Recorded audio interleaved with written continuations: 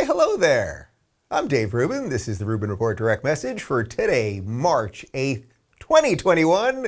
And we've got a show chock full of information for you. People, I'm going to actually go through the $1.9 trillion COVID relief bill that our benevolent leaders have passed. They're going to give us stuff, and I'm sure that everything in the bill is worthwhile, and it's not for their own interests, it's for us, the peons, the good people who need them to lead us.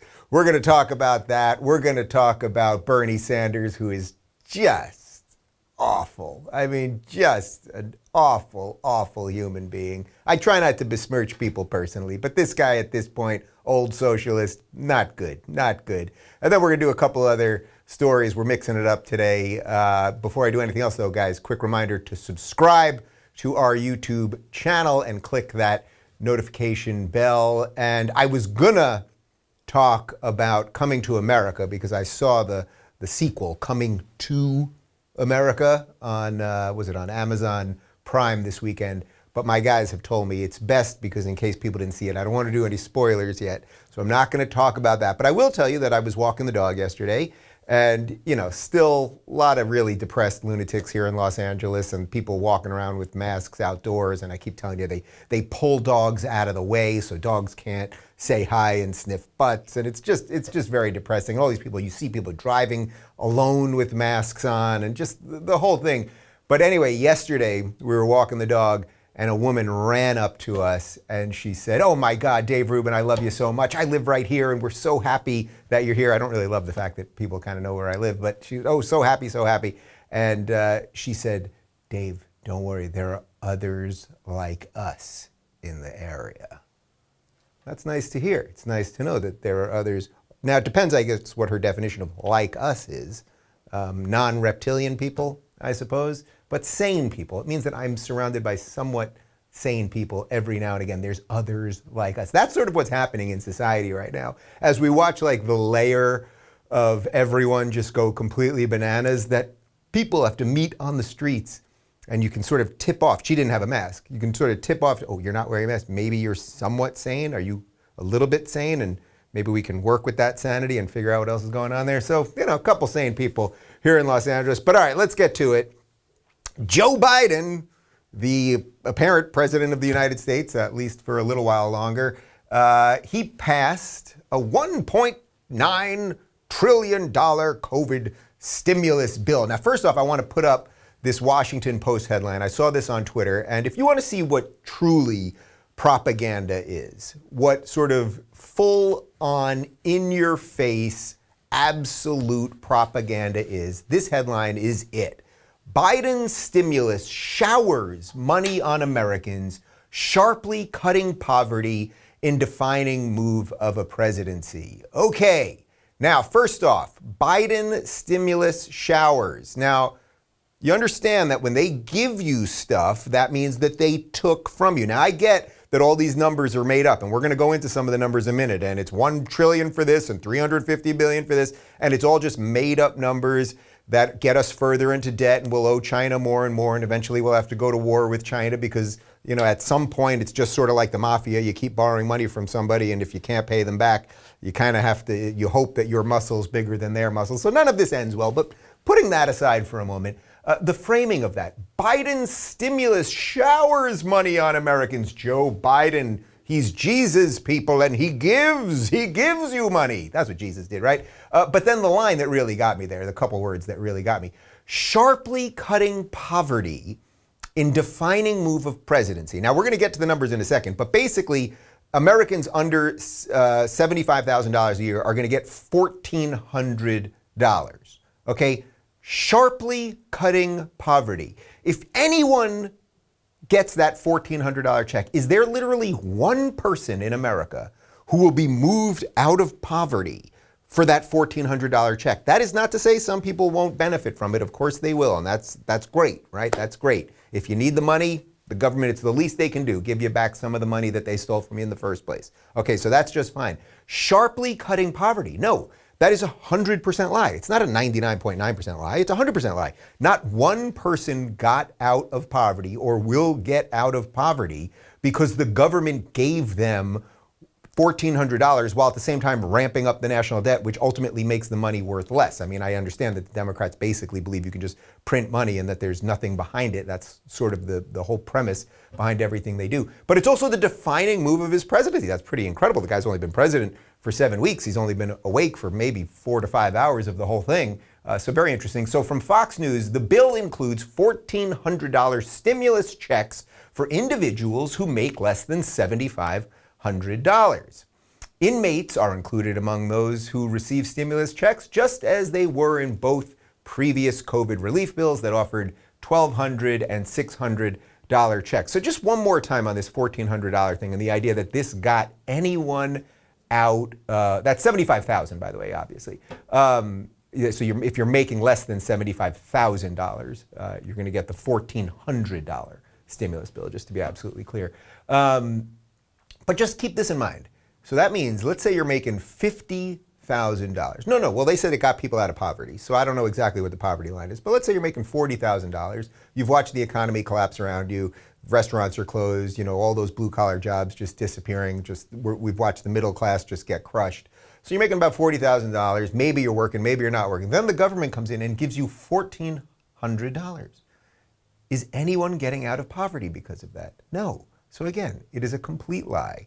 That is the Washington Post. And the Washington Post, owned by Jeff Bezos, who also owns Amazon, is a prime purveyor of lies at this point. If you want to see more on that, I sent out a little Twitter thing on that this morning, just like the absolute drivel that they're up to. But I thought I would do something here that they don't do on CNN and that they don't do on MSNBC. I thought we'd actually look at some of the things that are in this $1.9 trillion. Like, why not bagajillion, you know? Why not gagajillion? Why not that? But $1.9 trillion. It's all made up drivel. And when you understand that, then you can see how the swamp protects itself. And if you want some proof, let's just go through some of the bullet points here. So this is next to nothing. $1.5 million earmarked for the Seaway International Bridge, which connects New York to Canada. Have people been having a problem getting from New York to Canada? I've been up there, and it's not a real problem. You just go from Buffalo and then you work your way up into Canada. You know, it's not that big of a problem. But that only $1.5 million. I don't know what that has to do with COVID. $50 million for family planning going to nonprofits, which will include Planned Parenthood. All right, $50 million. It's $1.9 trillion. It's not that much. $852 million for AmeriCorps Vista and the National Senior Service Corps, which is a corporation for the National and Community Service, civic volunteer agencies. I'm not even sure what all of that is, and it doesn't really matter, but $900 million to that. Does that have anything to do with COVID? Nobody knows, and no one will ever find out. $470 million for the Institute of Museum and Library Services at the National Endowment of Arts and the Humanities. If I'm not mistaken, and we found this out, about a year ago, Nancy Pelosi sits on the board of the National Endowment of Arts or something like that, but really think about that. So almost $500 million to the Institute of Museum and Library Services and the National Endowment of Arts and Humanities. What does that have to do with COVID? And the answer is nothing. This is the swamp taking money from you and using it for its own pet projects. This is why politics suck. This is why these people suck and are all horrible. And if they give you $1,400 and you say, thank you, can I have a little bit more, you're part of the problem. $200 million for the Institute Museum and Library Services. All right, that sounded like what we just did a minute ago. $270 million funds the National Endowment of Arts and the Humanities. So this is about $1 billion we got just with the arts and the humanities and everything else. You know, I'm fairly certain that people are able to paint now, and you can put things on Instagram, and that's how you can get things out there. Maybe the government doesn't have to fund the arts anymore the way maybe it once did. And I think there's an interesting philosophical argument about whether the government should fund any of these things. But basically speaking, I don't know if people in the government have heard about Instagram or Pinterest or some of the other social media websites on the phone there. And that's how artists are able to communicate with other human beings and make money now. It's really incredible.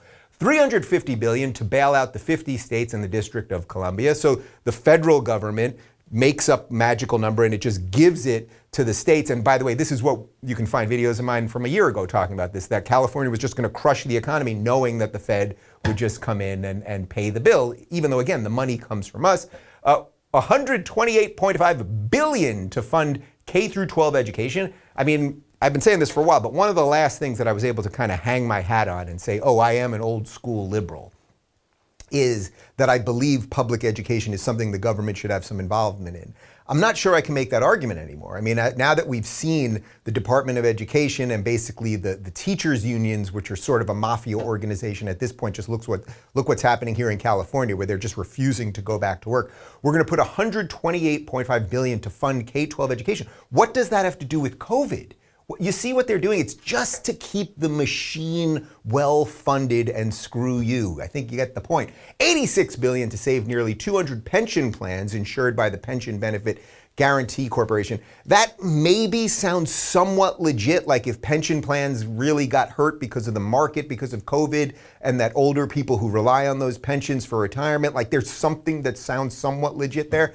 $39.6 billion to higher education. That sounds absolutely horrible. Higher education is what has unleashed all of this woke evilness on us, but what would the system really want? It would really want to keep funding that, because that's how you keep control of people and you make sure that they can't think. And $1.5 billion for Amtrak, the National Railroad Passenger Corporation. We all know about Amtrak and their speedy trains that take you from DC to New York or anywhere else. I don't have a problem with Amtrak, but what does this again have to do with COVID? Are we to believe that if the federal government didn't give Amtrak $1.5 billion, that Amtrak was just going to disappear? I pretty much doubt it. And all this is that executives and politicians and lobbyists, they're all going to make a boatload of money. And then the Washington Post, can we put the tweet up one more time with that headline? The Washington Post will then tell you that the $1.9 trillion package enjoys wide support across the country. Oh, I'm reading the subtitle here. The tweet itself: Biden's stimulus showers money on Americans, sharply cutting poverty in a defining move of presidency. Does anything that I read there, all of those billions, does any of that solve poverty? Does any of that sharply cut poverty? Again, is there one person in the United States who's getting the check? They're getting the $1,400 check and going, honey, we're out. We're not in poverty anymore. You want to have dinner at French Laundry? Like, it's just not happening. We are governed by morons and our politicians are idiots. Let me talk to you guys about Gabi Insurance, guys. You know, we're all looking for ways to save money, right? Well, everyone except the government, I suppose, especially right now. So let me ask you this. How'd you like to keep an extra $961 a year in your pocket? Well, that's how much Gabi customers save per year on average on car and home insurance. Gabi takes the pain out of shopping for insurance by giving you an apples-to-apples comparison of your current coverage with 40 of the top insurance providers like Progressive, Nationwide, and Travelers. Just link your current insurance account and in minutes you'll be able to see quotes for the exact same coverage you currently have. It's fast and easy, and Gabi can show you if you've been overpaying. I discovered great deals as well as new insurance companies and was quickly able to compare the top 5 rates by seeing them listed in order, which made navigating through the plan super easy. Like I mentioned earlier, Gabi customers save $961 per year on average. I bet that'd be nice to have in your pocket, and hopefully the government won't take it from you. If they can't find you savings, they'll let you know so that you can relax knowing that you have the best rate out there, and they'll never sell your info, so no annoying spam or robocalls. You're probably overpaying on car and home insurance. See how much Gabi can save you. It's totally free to check out and there's no obligation. Go to Gabi.com/Rubin. That's GABI.com/Rubin, GABI.com/Rubin.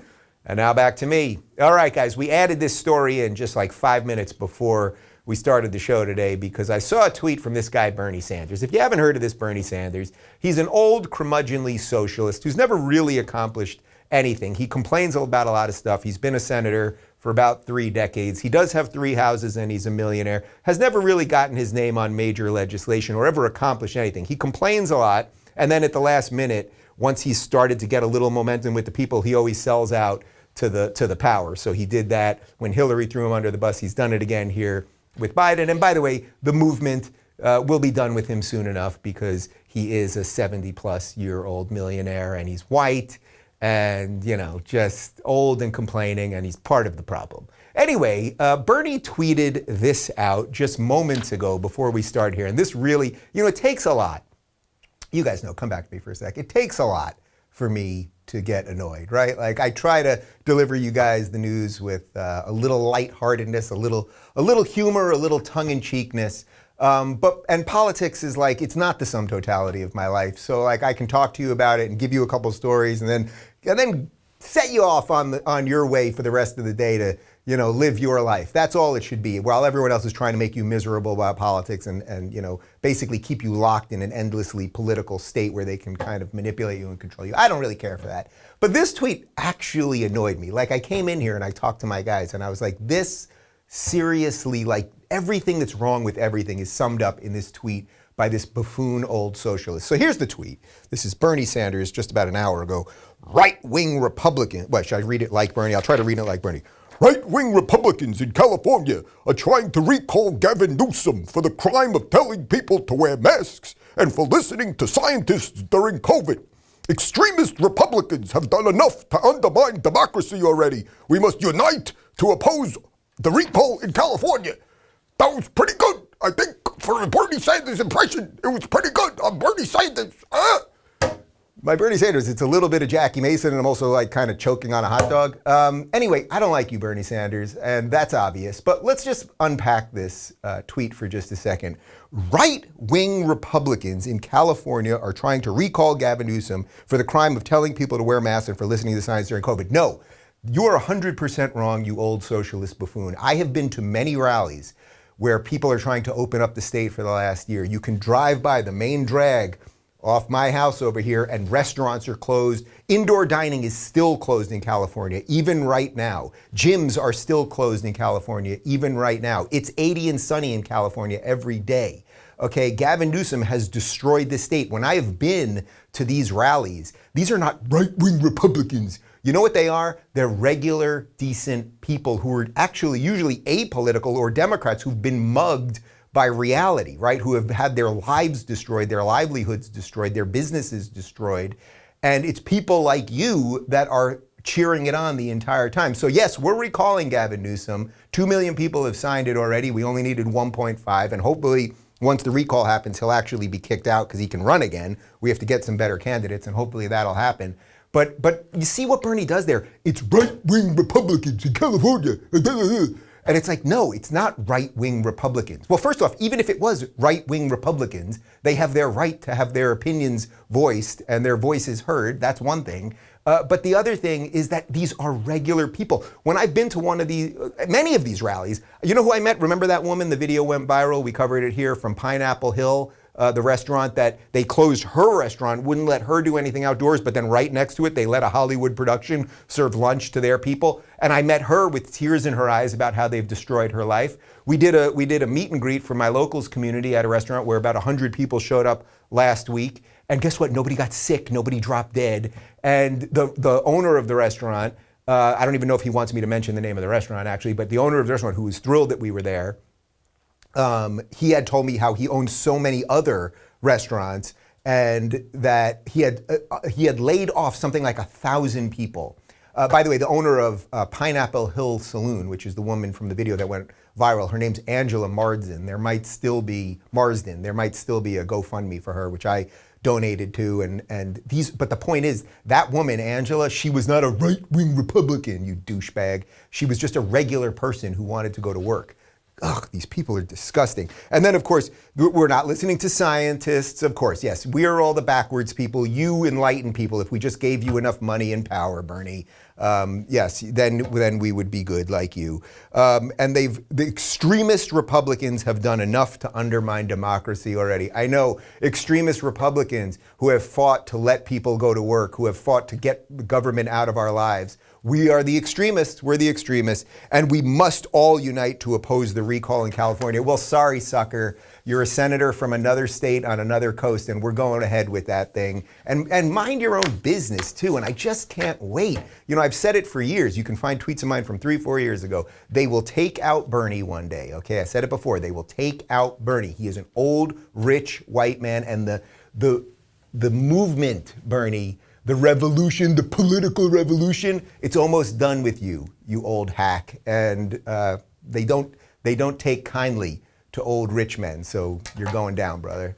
Anyway, I'm looking forward to California being open, and we're gonna do more live meetups, and we're gonna do one actually in OC pretty soon, in Orange County pretty soon. I think I'm going to do one with Chef Andrew Gruel, who, if you're not following this guy on Twitter, this guy is like one of the primo chefs probably in all of California, if not all of the country, and is making some seriously delicious food. And I know we had a ton of people come to LA from OC for our meet and greet, so I want to do one down in OC. Okay, let's move on. I think you got the point about Bernie? I don't like him. I think this story was super, super interesting, and it's going to be way underreported, which is why I wanted to talk about it. So there was, over a couple days on Twitter and on some of the sites that are the underbelly of the internet, which I need not mention, there was this meme of Blue Anon that was starting to trend and catch fire. And the idea of it, well, let's throw to the image of what Blue Anon was. And this is according to Urban Dictionary. I want to read it perfectly for you. Urban Dictionary defined Blue Anon as a loosely organized network of Democrat voters, politicians, and media personalities who spread left-wing conspiracy theories such as the Russia hoax, Jussie Smollett hoax, Ukraine hoax, Covington Kid hoax, and Brett Kavanaugh hoax. Blue Anon adherents fervently believe that right-wing extremists are going to storm Capitol Hill any day now and remove lawmakers for office, hence the need for deployment of thousands of National Guards stationed at the U.S. Capitol. Okay, so basically what happened here was the meme makers of the internet, somebody really brilliant came up with Blue Anon. Obviously it's a reference to QAnon, but it shows that because if you watch CNN and you read the New York Times and you're just bashing your head with a mallet all day long, you would think that QAnon is the main driver of everything that's happening in the world right now. But in fact, many of these conspiracy theories, Jussie Smollett, Brett Kavanaugh, the Russia thing, all that, these things have been much more drivers of misinformation and nonsense than anything that QAnon ever did. And I'll say something about QAnon in just a sec. But anyway, so it started trending and people were posting memes and it was catching fire online. Urban Dictionary posts this image saying this is, the official definition of Blue Anon. And then you're not going to believe it, guys. Moments later, it was taken down off Urban Dictionary. And then you're not going to believe what else happened. Then Google took down all of the references to Blue Anon. Now, why would Google, the world's largest search engine that's organizing information for people to know things, I assume they want people to know the truth, right? Why would they take down a seemingly jokey, silly little definition of a new phrase that just came up? I can't figure out what could be going on here. I think you see where I'm going with this. Because this was against the wokesters, because it was against the Democrats and the left, Blue Anon must be censored, but we must constantly make everybody think that QAnon is a real thing. I would argue at this point, there are far more people watching MSNBC and CNN that believe in QAnon than actual QAnon followers. But I will tell you this one thing about QAnon. I think maybe I mentioned this once on the show. So I went to many Trump rallies over the months leading up to the election, and everyone I met there was great, and I met all kinds of people, every walk of life, and it was fun, and it was joyous, and there were American flags, and it was just absolutely wonderful. I only saw one reference to QAnon there. One woman came up to me. She was a young, pretty girl, probably in her early 20s, and she started asking me what I think about QAnon. And she said, Dave, you've never talked about QAnon on the show. I said, I haven't talked about it on the show. I don't really know about it, but I try not to focus on these little internet, corner of the internet things, and I'm trying to do some other stuff. And she got very angry, and she literally grabbed a bullhorn, jumped up on the stage and started screaming that Dave Rubin's here, Dave Rubin of the Rubin Report's here, and he doesn't believe in QAnon, blah, blah. And by the way, everybody looking at her was basically walking away. Obviously, me and my guys started walking away, but everybody was looking at her like she was completely nuts and everything else. Now, if she's watching this right now, hopefully you've gotten a little bit out of some of this stuff. But the point is that out of all the Trump things that I've done, out of all the messages that I got from Trump supporters and all of this, I never addressed Q once on the show. I never felt it was important enough to address once on the show. And the one person that I ever encountered that had anything to do with Q was sort of mocked and ignored by people at a Trump rally. So yet CNN will run a story every day on how Q is the main driver of the Republican movement. Or there was something, I think it was in the Washington Times a day or two ago, where they did a whole thing on Q, and they literally were like, a guy named Rick said to us online that about Q. And the point is that this Blue Anon thing that Google is now censoring is far more of a legit mainstream conspiracy sort of funnel The idea that the average blue-pilled dullard that's watching mainstream media, they bought the Jussie Smollett hoax, right? They just tried to destroy Brett Kavanaugh. They bought the Russia hoax and the Ukraine hoax. And then they refused to acknowledge things like Hunter Biden's laptop and everything else. So which one seems more mainstream and dangerous to you? Is it QAnon or is it Blue Anon?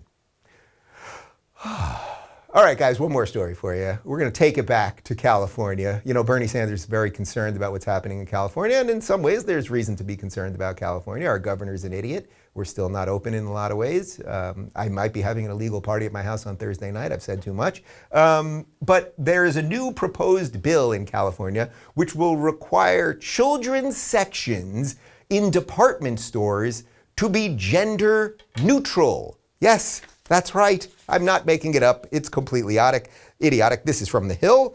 A proposed California bill would require the majority of items offered for children in state department stores to be organized in a gender-neutral section. Clothes, toys, and child care articles would be subject to the law, which was introduced by Assembly Member Evan Lowe, Democrat from Campbell. Should it pass.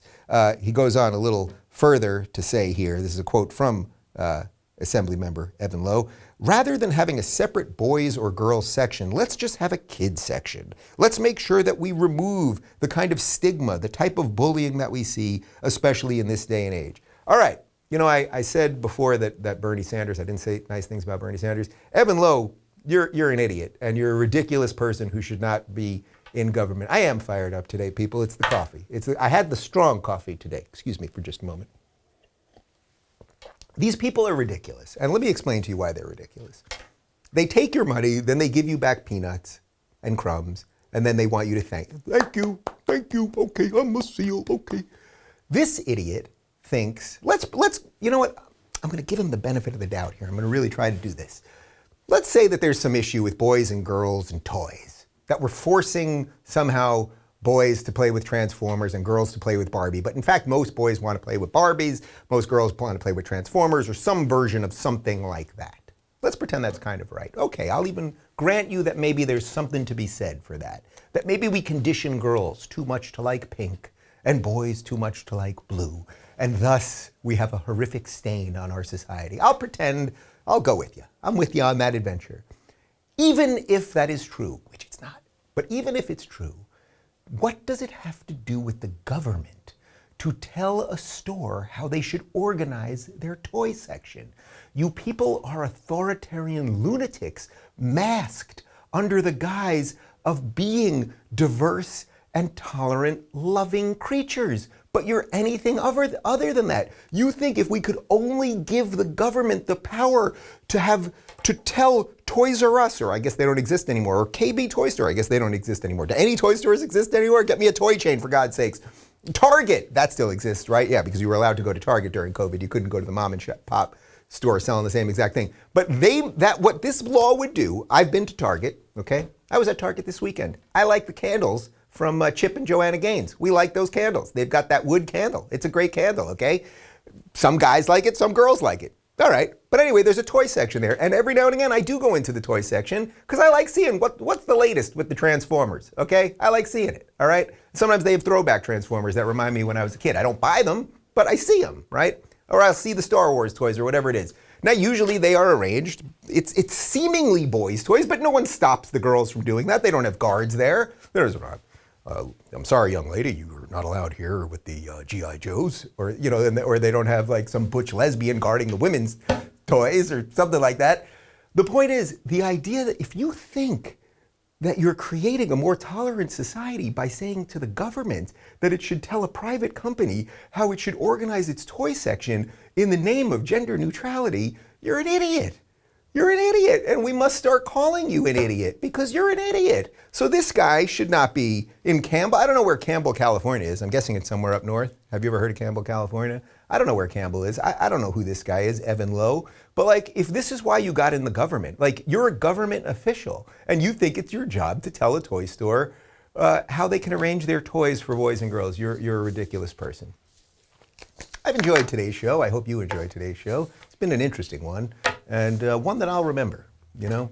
This morning, guys, we put up part 1 of my interview with Dana Perino, who has a new book out all about empowerment. That's a good thing. It's a really interesting book, sort of like I would say kind of like a light, sort of a little more female-focused version of Jordan Peterson's 12 Rules for Life. But guess what? Men can read it too, and it doesn't have to be in a special section. It's wild. So you can get part 1 of that, which went up this morning on YouTube. The full episode, the full hour, is already up absolutely ad-free at rubinreport.locals.com. And as I've been teasing for the last 2 or 3 weeks, we have some major announcements coming with Locals soon. There is a ton of good stuff happening. I've been working real hard. If you think that I seemingly am busy with the stuff that I do here, there's a lot more happening on the local side. And I think maybe I'll make an announcement about my new book sometime this week. Maybe I'll make a little announcement about that. Maybe it'll have to hold. My publisher may not be happy about that. In the next little while, I'm going to make a little announcement on the new book. Also, we're working on a Florida tour. I like seeing real human beings. I like interacting with people, drinking with people, imbibing, eating, masticating with people. Masticating. I said masticating. Don't demonetize us, YouTube. I didn't say the other. I said masticating. It's a totally different thing. Google it if you don't know what it is. It's legit. It's legit. All right, guys. If you want to communicate with me directly, rubinreport.locals.com. Have a great day, everybody. We will be back tomorrow.